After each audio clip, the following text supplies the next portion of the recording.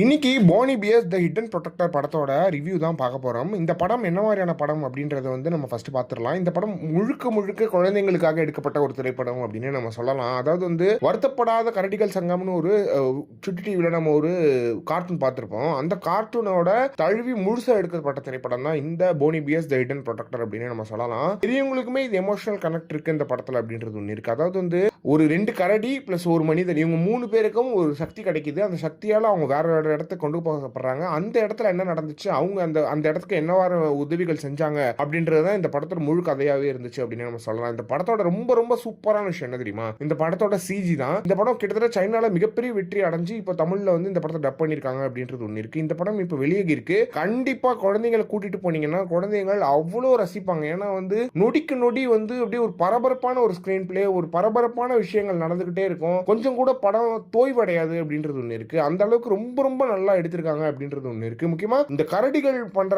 சேட்டைகளா இருக்கட்டும், அந்த கரடிகள் கூட அந்த ஒரு இன்னொரு குட்டியான ஒரு ஆள் இருக்காரு, அவர் பண்ற சேட்டைகளா இருக்கட்டும், இது மூணுமே பயங்கர கனெக்ட் ஏற்படுத்துது அப்படின்னு நம்ம சொல்லலாம். முக்கியமா இந்த படம் 3D ரிலீஸ் ஆயிருக்கிறதுனால 3D பார்க்கும்போது அவ்வளோ நல்லா இருந்தது.